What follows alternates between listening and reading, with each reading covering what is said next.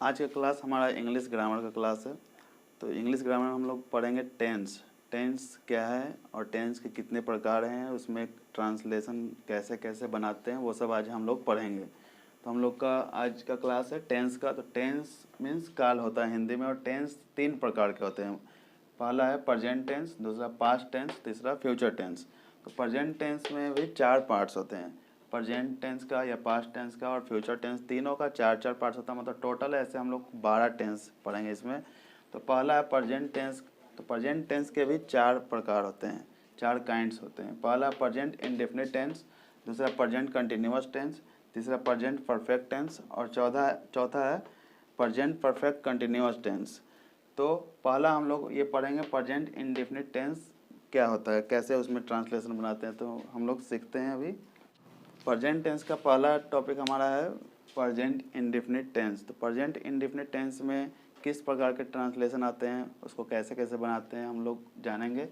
तो इसमें कौन सा सेंटेंस प्रेजेंट टेंस में है उसको जानने के लिए हम लोग क्या करते हैं, हम लोग प्रेजेंट टेंस में कोई सेंटेंस हो तो उसे कैसे पहचानते हैं। तो पहचानने के लिए वाक्य के अंत में ता है, ती है, ते हैं इत्यादि लगा रहता है।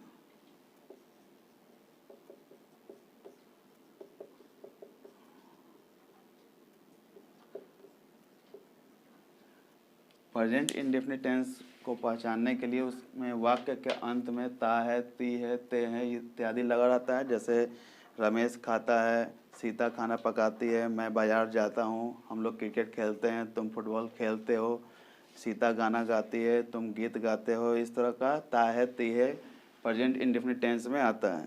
तो जिस वाक्य के अंत में ता है, ती है, ते है इत्यादि लगा रहे तो उसे हम लोग प्रेजेंट इंडेफिनिट टेंस कहते हैं। तो इसमें हम लोग ट्रांसलेशन कैसे बनाते हैं उसका एक एग्जाम्पल लेंगे हम लोग। तो जैसे कि राम पढ़ता है, राम पढ़ता है। तो इस तरह का सेंटेंस बनाने के लिए हम लोग का स्ट्रक्चर होता है, स्ट्रक्चर सब्जेक्ट प्लस वर्ब का first form plus other word. और ये अफर्मेटिव सेंटेंस के लिए हो गया। और नेगेटिव सेंटेंस अगर बनाना हो तो सब्जेक्ट प्लस डू या डज लगाएंगे, उसके साथ में हम लोग नॉट का यूज करते हैं, फिर वर्ब का first form plus other word use करते हैं। और फिर अगर इंट्रोगेटिव सेंटेंस अगर बनाना हो तो इंट्रोगेटिव सेंटेंस के लिए डू या डज पहले आएगा, डू या डज पहले लिखते हैं, फिर सब्जेक्ट, फिर अगर नेगेटिव सेंटेंस है तो नॉट लिखना पड़ेगा, और फिर वर्ब का first form plus other word use करते हैं। इंट्रोगेटिव सेंटेंस में क्वेश्चन मार्क देना पड़ेगा। फिर WH एक क्वेश्चन होता है, WH means what, when, where, why, how, whom, ये सभी WH वर्ड होता है। WH से जो स्टार्ट होने वाले शब्द है what, when, where, why, how, whom, ये सब। तो WH वर्ड पर जो क्वेश्चन बनेगा तो WH वर्ड प्लस डू या डज, उसके बाद लगाएंगे, फिर सब्जेक्ट लगाएंगे, फिर अगर नेगेटिव है तो नॉट का यूज करेंगे, फिर वर्ब का first form plus other word use किया जाता है, और लास्ट में क्वेश्चन मार्क दिया जाएगा।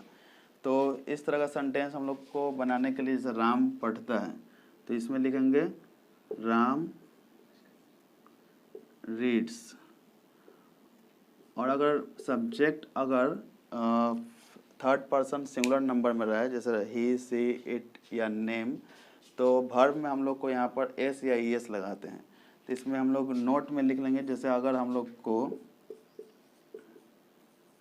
नोट में लिखेंगे कि अगर सब्जेक्ट, नोट में हम लोग लिखेंगे कि अगर सब्जेक्ट थर्ड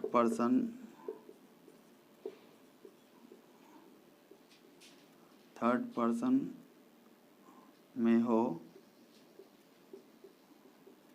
तो वर्ब में एस या ई एस लगाते हैं, वर्ब में एस या ई एस लगाते हैं। सब्जेक्ट अगर थर्ड पर्सन सिंगुलर नंबर में हो तो वर्ब में एस या ईएस हम लोग को लगाना पड़ता है।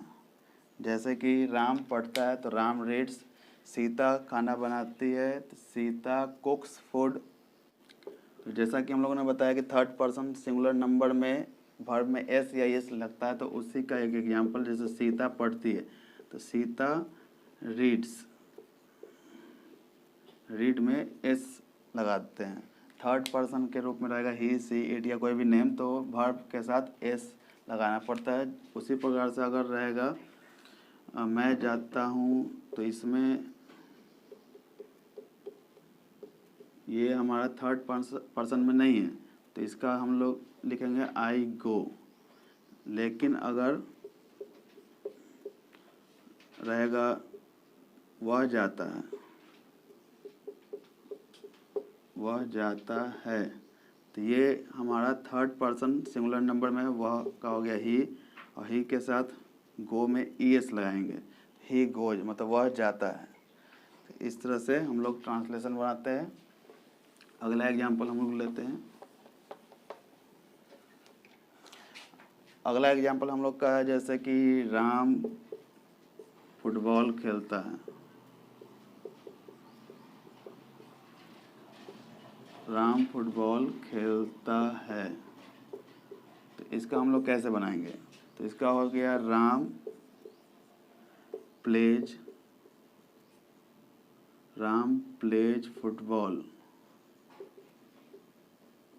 तो अभी हम लोगों ने स्ट्रक्चर अभी लिख के बताया था कि इसका नेगेटिव, इंट्रोगेटिव या WH क्वेश्चन पर कैसे क्वेश्चन बनाते हैं। तो इसी का हम लोग, ये अफर्मेटिव सेंटेंस हो गया। नेगेटिव सेंटेंस अगर बनाते हैं तो राम फुटबॉल खेलता है तो राम प्लेज फुटबॉल। अगर राम फुटबॉल नहीं खेलता तो इसका बनेगा Ram does not play football.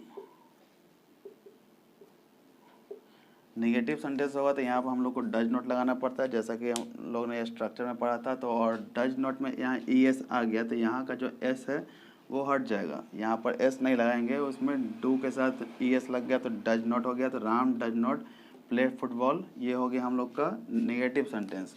फिर हम लोग अगर इंट्रोगेटिव सेंटेंस बनाते हैं तो जैसे इंट्रोगेटिव सेंटेंस हो गया क्या राम फुटबॉल खेलता है, तो क्या राम फुटबॉल खेलता है, तो इसका स्ट्रक्चर था डू या डज हम लोग पहले लगाते हैं, तो होगा इसमें डज राम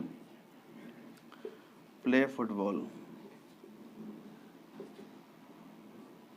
और अगर WH वर्ड पर हम लोग बनाते हैं कि राम फुटबॉल कब खेलता है या राम फुटबॉल क्यों खेलता है, तो राम फुटबॉल कब खेलता है का बनाते हैं, तो कब का हो गया WH क्वेश्चन पर, कब का हो गया व्हेन। तो when does Ram play football, when does Ram play football, इसमें और इसमें क्वेश्चन मार्क का यूज होगा। तो इस तरह से राम फुटबॉल खेलता है तो Ram plays football, Ram football नहीं खेलता है तो Ram does not play football. और इंट्रोगेटिव सेंटेंस आएगा कि क्या राम फुटबॉल खेलता है तो डज राम प्ले फुटबॉल होगा। और अगर WH क्वेश्चन पर बनाते हैं कि राम फुटबॉल कब खेलता है तो when does Ram play football, ये होगा। अगला एग्जाम्पल हम लोग का है कि मैं एक पत्र लिखता हूँ। इसका हम लोग ट्रांसलेशन बनाएंगे। Assertive sentence, negative sentence, interrogative sentence और WH क्वेश्चन पर, इन चारों पर कैसे इसको बनाते हैं। तो मैं एक पत्र लिखता हूँ। अगर क्वेश्चन है मैं एक पत्र लिखता हूँ तो इसका अफर्मेटिव सेंटेंस बनाते हैं आई राइट अ लेटर।